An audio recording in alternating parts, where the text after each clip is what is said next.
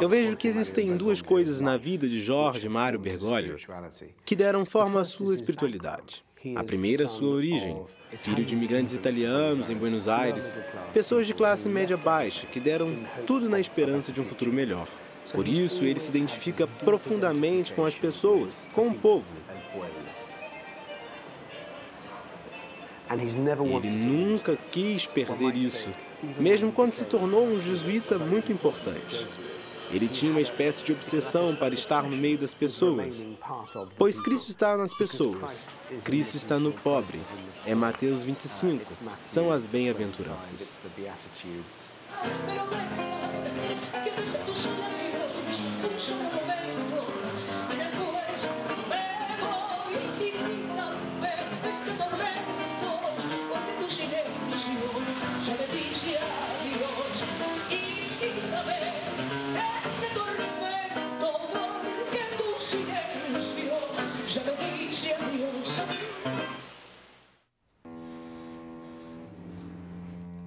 Os gestos, os silêncios, as imagens. Tocar e se deixar tocar. Tantos sinais da proximidade de Deus, presente no seio da existência. Esta linguagem, carregada de símbolos que colorem todo o Evangelho, é o modo do povo argentino expressar a sua fé. E é também o modo do Papa Francisco. Como o percurso de Jorge Bergoglio deu forma a este homem que se torna Francisco? O primeiro Papa originário da América Latina, o primeiro Papa jesuíta também. Como este líder espiritual reforma a Igreja com seu jeito de ser? No centro da espiritualidade de Francisco está a encarnação. Deus próximo e presente concretamente, aqui e agora, não uma abstração. Daí sua insistência sobre o que ele denomina proximidade e coisas concretas. A igreja deve ser uma igreja que se faz próxima, uma igreja misericordiosa, calorosa, acolhedora, uma igreja que comunica quem é Deus. Por exemplo, a igreja não deveria falar uma língua tão diferente da maneira como o povo pensa e fala, pois o Cristo se encarnou no meio do povo, em uma dada época e com a sua linguagem.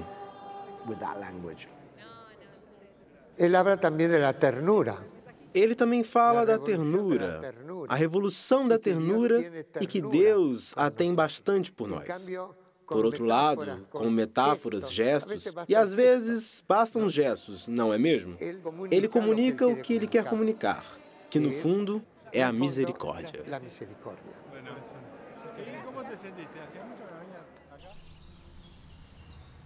Os membros da comunidade Via Cristã foram descobrir o caminho espiritual de Jorge Bergoglio, chegando ao convento dos religiosos onde ele foi acompanhado durante toda a sua juventude na Escola da Misericórdia. Aqui, para o jovem Jorge, a misericórdia tomou um rosto.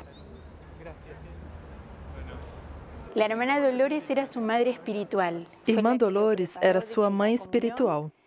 Foi ela que o preparou desde a sua primeira comunhão até a sua ordenação sacerdotal, e ele vinha vê-la regularmente. Eles se gostavam muito, e ele esteve aqui no dia da sua morte. Eu penso que foi com as irmãs que ele tocou o coração da misericórdia. Penso que ele a sentiu tão profundamente que fez dela sua missão. Deus o olhou com misericórdia e o escolheu. Na misericórdia se encontra todo o amor de Deus, e eu creio que ele faz vivo com suas atitudes e palavras. A misericórdia é o coração pulsante do Evangelho. Ela é o pilar que sustenta a vida da Igreja. A misericórdia de Deus não é uma ideia abstrata, mas uma realidade concreta, pela qual ele revela o seu amor, como de um pai e mãe, que se comovem até o mais íntimo de suas vísceras pelo próprio filho.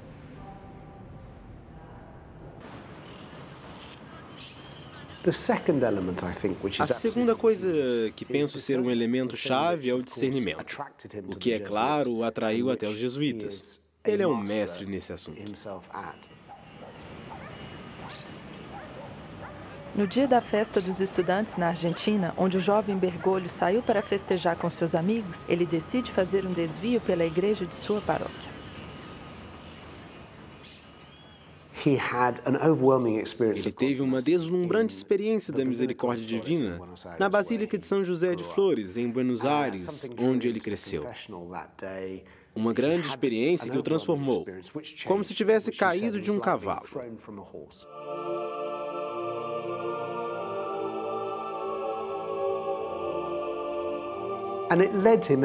E isto foi o que um dia o levaria a se tornar padre. E o mais importante de tudo é que, posteriormente, ele pôde falar com o padre que o confessou. Durante um ano inteiro, eles se reuniram para discutir aquela experiência e para discernir o que o Espírito Santo estava a dizer ao jovem Jorge.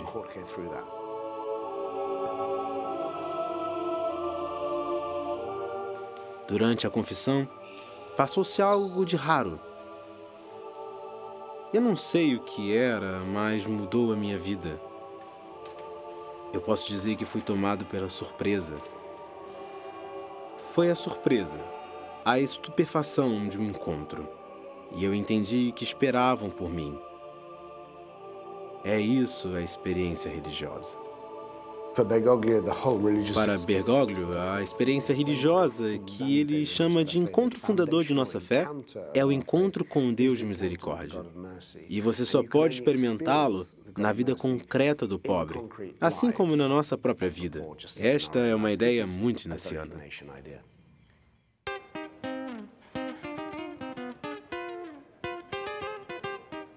Encontrar Deus em todas as coisas, em cada vida concreta.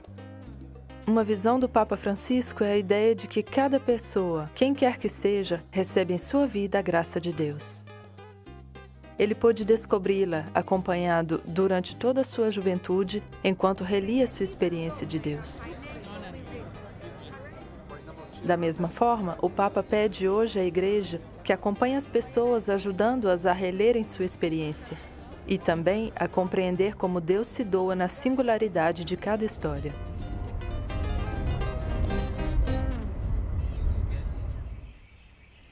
Os membros da comunidade Via Cristã escolheram de se reunir no Colégio Máximo de São Miguel, nesta grande instituição onde o padre Bergoglio viveu o essencial de sua vida jesuíta. Aqui era o quarto do padre Jorge Mário Bergoglio. Aqui é ele com sua mãe. Bergoglio sempre teve uma grande devoção a São José, mas a imagem de São José que ele mais venerava era aquela de São José dormindo,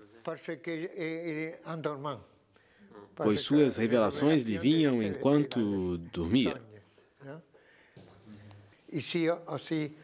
Aqui também, ele era jovem, com o padre Fiorito, que foi muito importante, um grande especialista dos exercícios espirituais. Ele influenciou fortemente Bergoglio.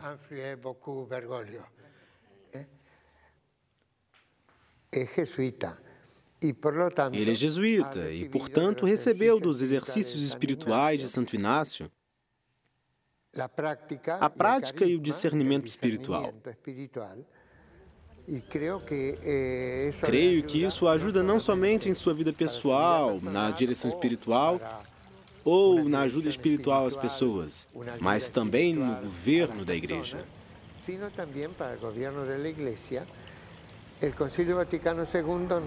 Concílio Vaticano II nos diz que é dever da Igreja investigar a todo momento os sinais dos tempos e interpretá-los à luz do Evangelho.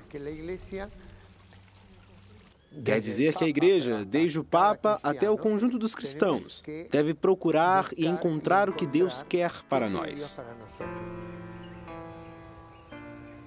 Numa sociedade em plena agitação, o Papa Francisco convida cada cristão a desenvolver uma profunda capacidade de discernimento. Nos exercícios espirituais, Santo Inácio nos propõe contemplar as etapas da vida de Cristo e deixá-las ressoar no mais profundo do nosso ser, a fim de se deixar tocar, se transformar por dentro. O tema do coração, no sentido pascal, é muito importante para o discernimento, pois toca a afetividade profunda. A santidade consiste em associar-se de uma maneira única e pessoal à morte e ressurreição do Senhor. Em morrer e ressuscitar continuamente com Ele. A contemplação destes mistérios, como propunha Santo Inácio de Loyola, leva-nos a encarná-los nas nossas opções e atitudes. Pede sempre ao Espírito Santo o que espera Jesus de ti em cada momento da sua vida.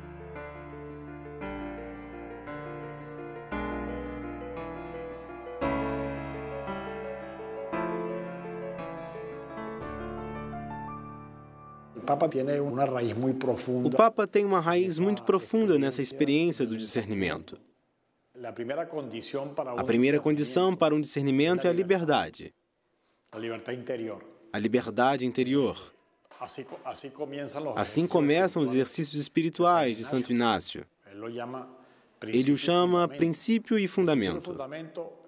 O princípio e fundamento é simplesmente reconhecer que o único absoluto é Deus.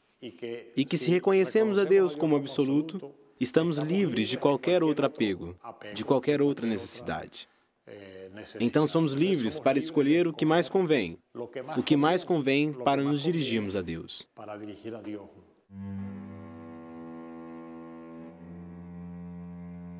Ainda muito jovem, quando foi posto à frente dos jesuítas na Argentina como dirigente do Colégio Máximo, o padre Bergoglio escuta os sinais daqueles tempos e discerne uma urgência absoluta.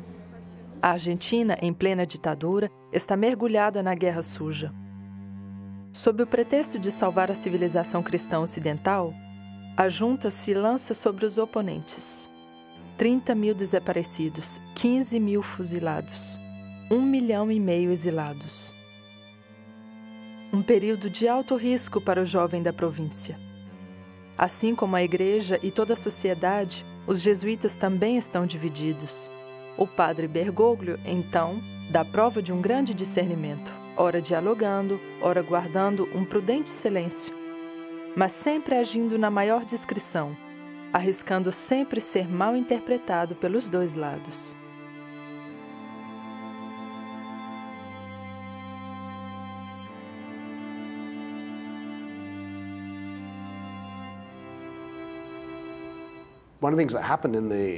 Uma coisa que aconteceu nos anos 70 e particularmente no início dos anos 80, quando ele era reitor aqui, foi que o lugar estava cheio de jovens jesuítas. Na verdade, o regime era muito rígido, cheio de orações, muito baseado nos exercícios, exames 2 vezes ao dia. Esse foi um tempo de renovação da Companhia de Jesus, com eles buscando um retorno às origens, ao carisma ignaciano primitivo. Mas uma coisa que eu posso dizer é que isso era muito atrativo e também muito apropriado para aquele momento, dados os perigos do envolvimento social e político.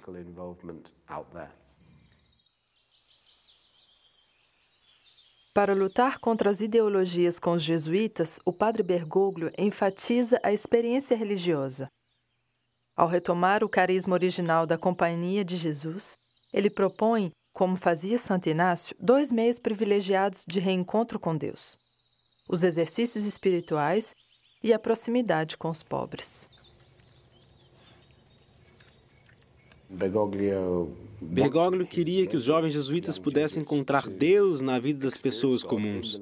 Então aqui, a partir desse colégio, ele enviaria os jovens jesuítas para fora ao encontro do povo.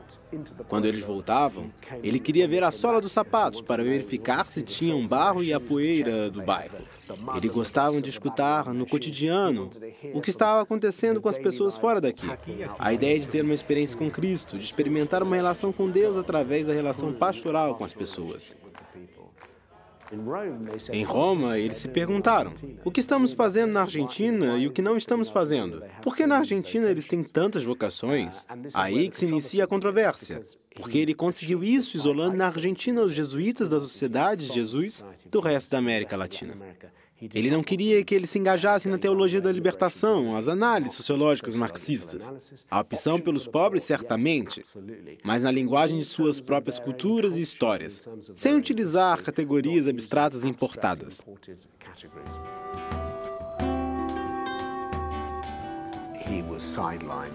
Ele foi marginalizado e um novo modelo surgiu, o que foi muito controverso entre os jovens jesuítas. As turbulências que isso criou repercutiu junto às autoridades dos jesuítas, que na época queriam tirar Bergoglio de cena. Então, eles o mandaram para Córdoba, para a comunidade jesuíta que lá havia. E não lhe deram nenhuma função. Ele fazia confissões, mas sobretudo esteve a serviço dos idosos durante 2 anos.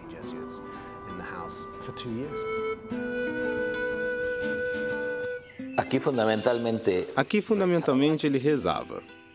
Passou muitas horas confessando na igreja e escrevendo.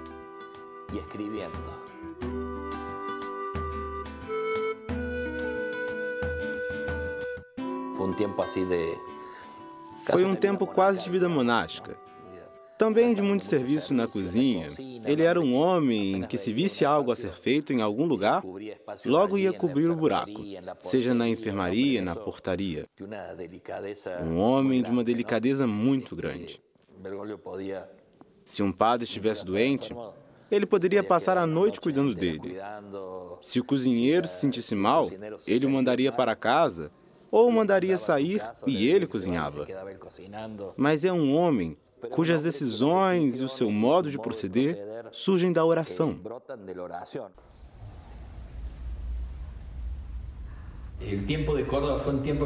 O período em Córdoba certamente foi um tempo de combate espiritual. Eu não acho que seja o lugar onde ele descobriu porque é um homem profundamente silencioso interiormente.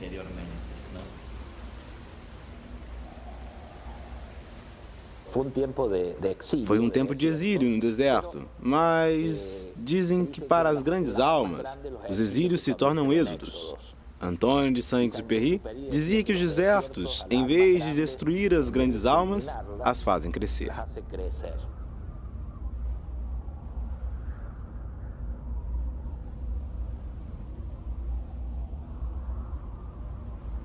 Há momentos difíceis, momentos de cruz.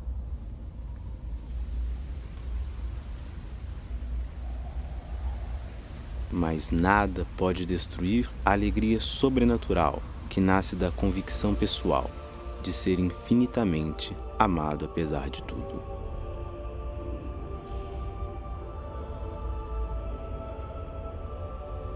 Porque Deus quis entrar na história. A oração é feita de lembranças. Não apenas de lembranças da palavra revelada, mas também da vida pessoal, da vida dos outros e daquilo que o Senhor fez na sua igreja. Essa é a memória grata, da qual fala Santo Inácio de Loyola, quando ele nos pede para nos lembrarmos de todas as bênçãos que nós recebemos do Senhor. Olhe para a sua história quando você reza e você encontrará muito da misericórdia de Deus. Na verdade, uma coisa que ele aprendeu em Córdoba foi a ser paciente. E isso se tornou uma virtude muito importante para ele. Santa paciência. O que é a paciência? A paciência opera dentro dos limites humanos, que é a história da encarnação. Deste exílio de Córdoba, ele será chamado para servir como bispo, depois como arcebispo de Buenos Aires. Ele não terá, no entanto, cessado de enviar a igreja às periferias. Em 2007, durante o Encontro Continental de Bispos da América Latina em Aparecida, ele adquire uma estatura internacional.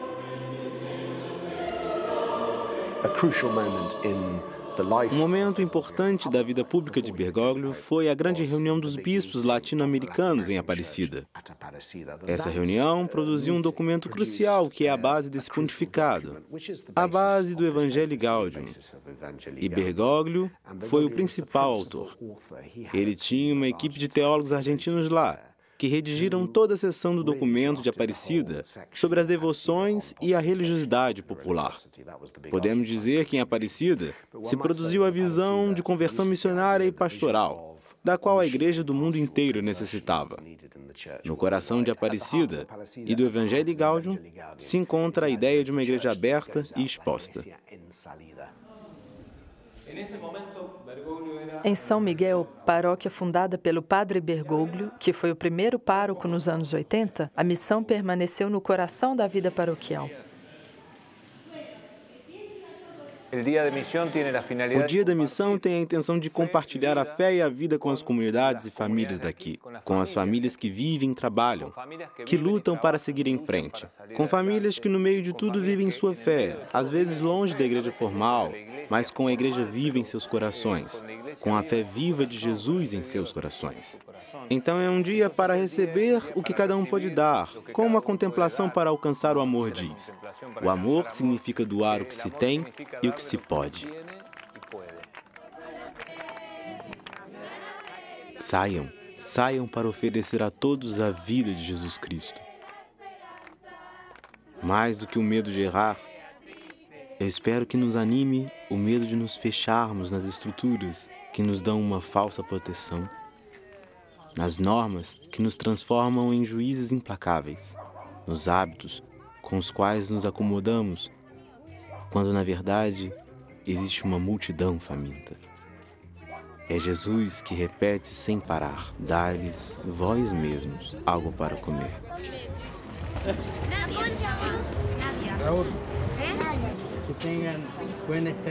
Tenham um ótimo dia e que Deus os abençoe enormemente.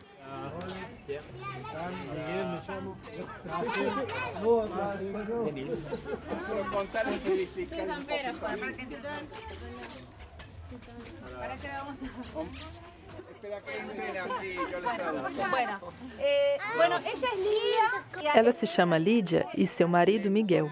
Aqui eles acolhem crianças e oferecem a eles refeições. Quantas crianças, mais ou menos? Nós acolhemos entre 26 e 30 crianças. Aqui, Miguel e Lídia não se contentam em catequizar. Eles oferecem tudo o que eles têm, seu espaço, seu tempo, seus talentos. Essa é a maneira deles de encarnar no cotidiano de suas vidas o Evangelho. 2 vezes por semana, eles abrem sua pequena casa, alimentam, cuidam e acompanham as crianças do bairro. Entre.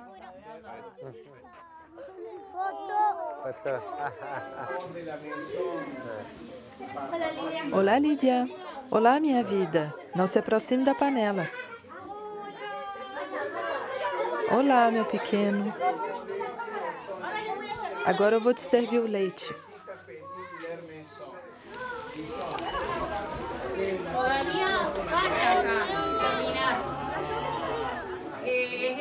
Ainda temos algumas coisas para terminar aqui. Isso é o que temos até o momento. Estamos felizes porque já é um grande progresso, então estamos aproveitando. Para nós isso é algo novo, porque o que tínhamos era muito pequeno e não havia espaço para todos lá dentro. Faz 3 anos que estamos trabalhando neste lugar. Minha mãe vivia aqui e faleceu há 2 anos. Ela queria que continuássemos a acolher as crianças onde ela viveu. Mira. Oh. Hey.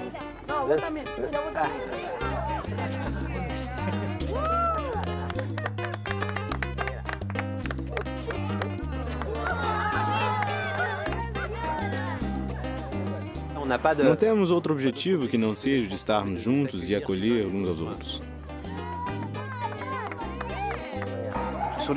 Nas 2 horas que eles nos encontraram, eles não calcularam. O amor está presente aqui. Todo mundo está pronto a partilhar e, enfim, basta acolher e a gente encontra a felicidade.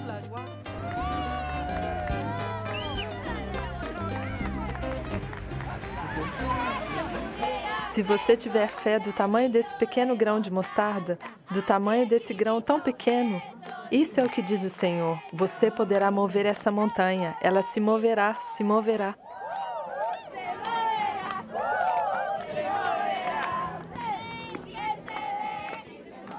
Assim como ele se deixou converter, o Papa Francisco convida a Igreja a fazer o mesmo, a estar em permanente reforma, a estar próxima das pessoas e receptiva da mesma maneira que Deus está presente em cada um, em todas as coisas. Ele deseja uma igreja a céu aberto, que privilegie o encontro com Deus e que vá ao encontro dos outros. Assim, centrada em Cristo e voltada para esta missão, a igreja poderá testemunhar ao mundo sua alegria.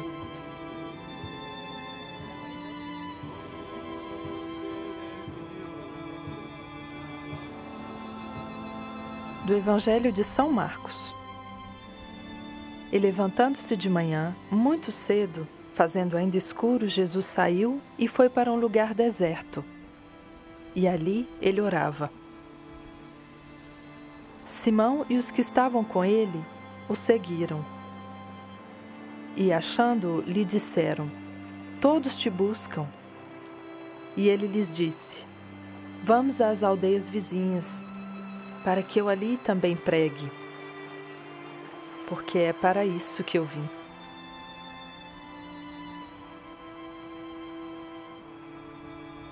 Senhor, ensine-nos a estar permanentemente atentos a Teu Espírito.